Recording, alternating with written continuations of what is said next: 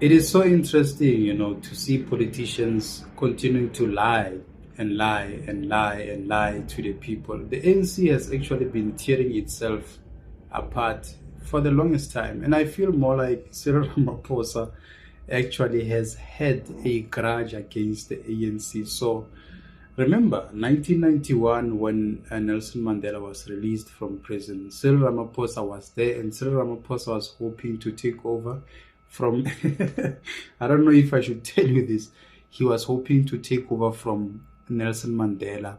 In fact, he was actually guaranteed that he was going to deputize Nelson Mandela and take over from him and become president, because him and Abu F.W. de Klerk had some kind of backdoor agreement that this is where we want you to take the country. Now, the mission was not possible because Nelson Mandela started to distrust Cyril Ramaphosa, and he actually made a 360-10 to say, listen, I'm not going to pull that side. I'm going to pull this side to nominate Thabo Mbeki as my deputy.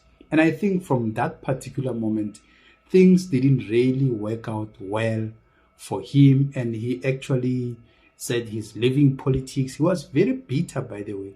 I'm leaving politics, I'm going back to business, and please don't bother me, and all of those things. So Thabo Mbeki took over 2 terms. He was pushed out. By that chance that Jacob Zuma was corrupt and Jacob Zuma was also put under pressure to resign, then Cyril Ramaphosa saw an opportunity and introduced the Tumamin, introduced the new dawn. Now I want to show you this video at the funeral of the late Tito Mboweni. Look at the eye contact of these two comrades. They are stalwarts. They've been there, and you can see that these people, they hate one another. They hate one another. Cyril Ramaphosa and Thabo Mbeki, they don't like each other. It's known, it's public, and even the national dialogue, there's nothing that they could actually do together because they are rivals, permanent rivals.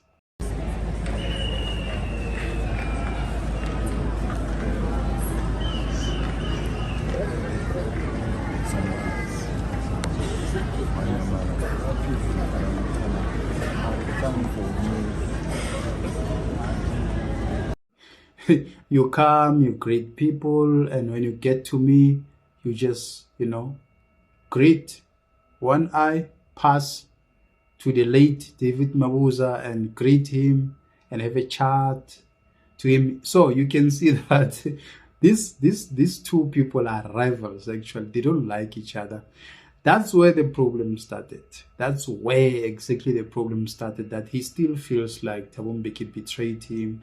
Thabo Mbeki was not supposed to agree to be president. And in all fairness, they could see that the late Krizani was actually going to be a legitimate ANC president.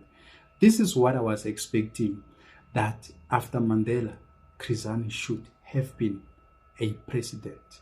But because of politics, they hate one another. They do horrible things to one another behind closed doors and all of that. So it didn't happen. They actually got rid of Krizani so that, he was a threat to the apartheid government, and we were in a process of the transition period, and they were too scared of him that he will retaliate, he will do whatever. So, let bygones be bygones. So these two politicians, Cyril Ramaphosa and Thabo Mbeki, they don't like each other, and we have seen how they treat each other. Now Fikile Mbalula comes and want to read the Bible, the old ANC Bible to us, that, hey, listen, we don't tolerate criminals. Hey, Brown Mokhotsi is not a member of the ANC. Let me tell you something, squatters. All the people in the ANC are actually criminals. One way or another, directly or indirectly, they are actually involved. They have stolen something. No one can come out of the ANC and said, I stole nothing. I didn't steal anything when I was in the ANC. I was never corrupt when I was still in the ANC, including Julius Malema. On Point Engineering was getting tenders building collapsing bridges in Limpopo with his friend, Castle Matali. But anyway, comrades don't want us to talk about these things because they feel, that's an old thing. It's an old thing. But if you commit a crime and you want to say, no, it's an old thing, but you did commit a crime. You did commit a crime.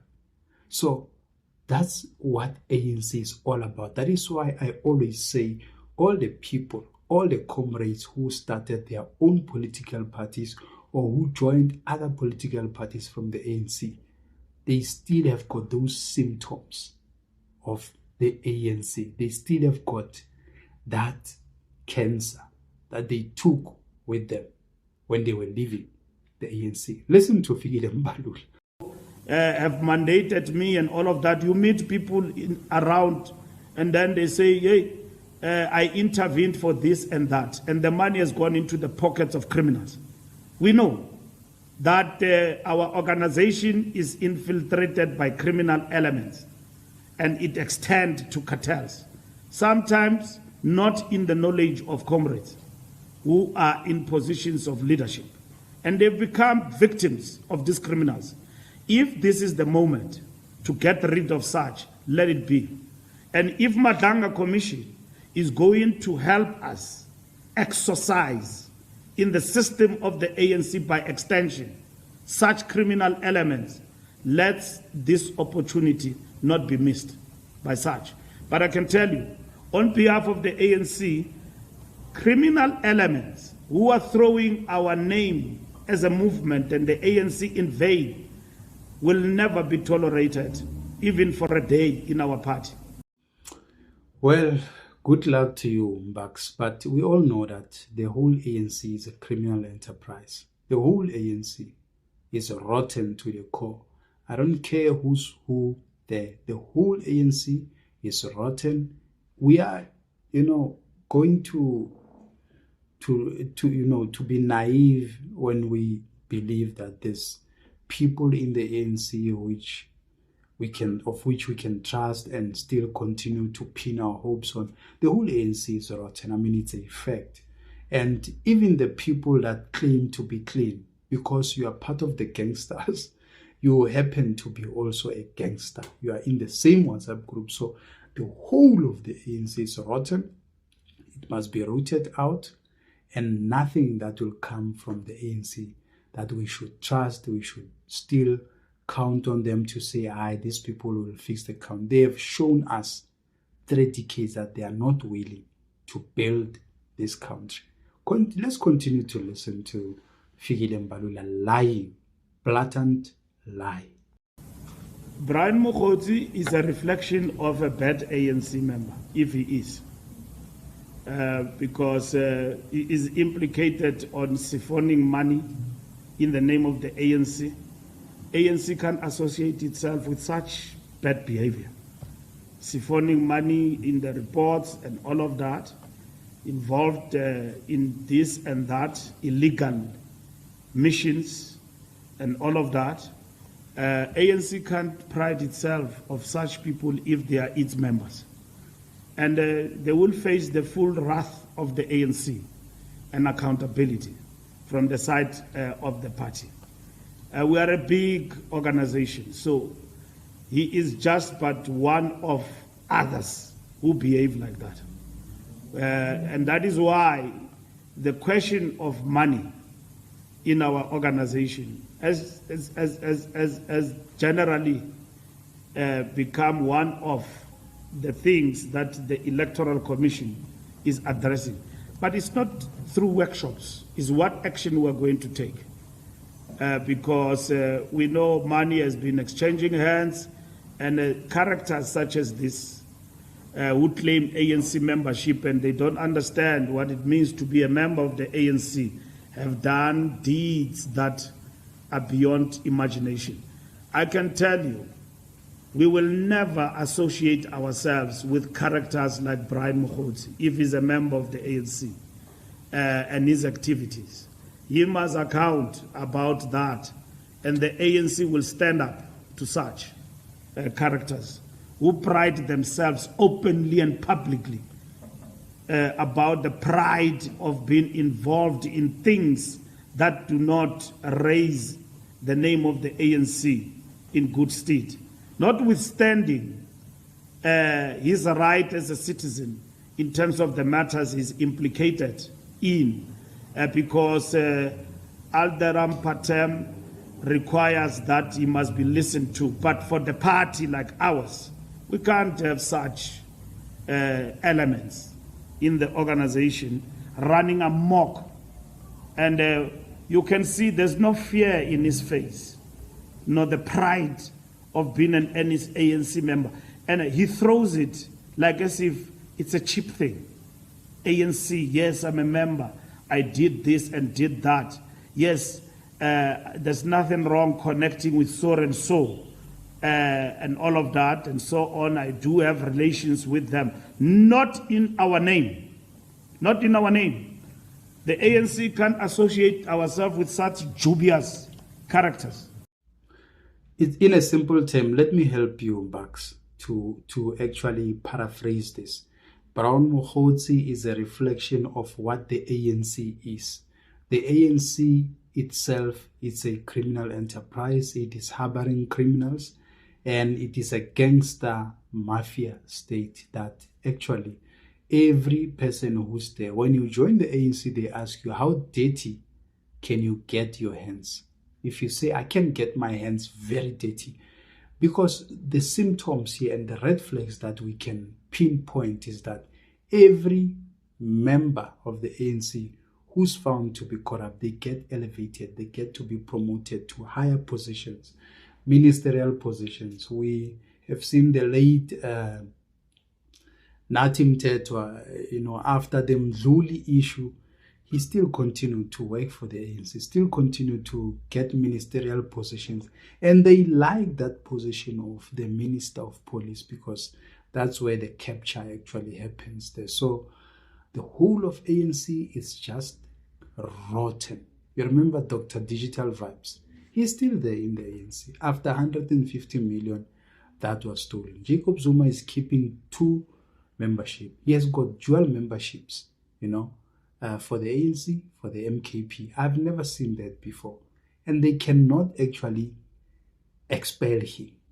Because if they expel him, all the can of worms are going to open, and those smaller yana skeletons, maybe the bigger skeletons, by the way, all hell will break loose. So they can actually get rid of Jacob Zuma, because that is the one person who has got very, very top secrets of the ANC. And as much as he always claims, with his charisma to say, Gizokulum, I will say something. I know for the fact that, yes, he's been with the ANC for more than 5 decades, and then he knows things. You can't be in a political party for 50 years or even more. Then you don't have certain top secrets of the party that they know that if they happen to actually chase you out, then you are going to expose them. Those skeletons are going to come out. All that we know is that Cyril Ramaphosa was a sellout during the apartheid. He sold out Abu Lekota, and they were persecuted. They became political prisoners, and he was released. He was treated with soft gloves by the apartheid government, because he said Lekota, forced their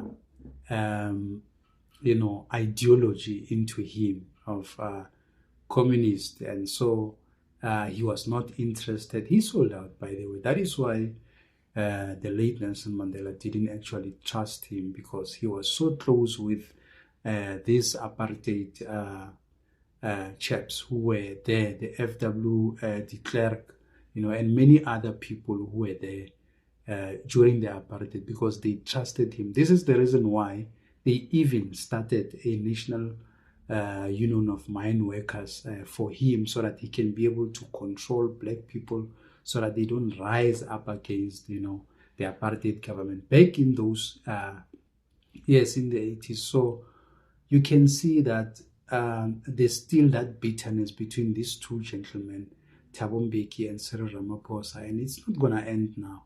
As much as Thabo Mbeki was also pushed out, and he was not happy about it because he also influenced Abu Tela Lokota to say, let us form our own political party to attack the ANC. That's when the ANC actually started tearing itself apart. Thabo Mbeki also played a role in collapsing the ANC because for him to actually influence Abu Tela Lokota to start COPE, Congress of the People.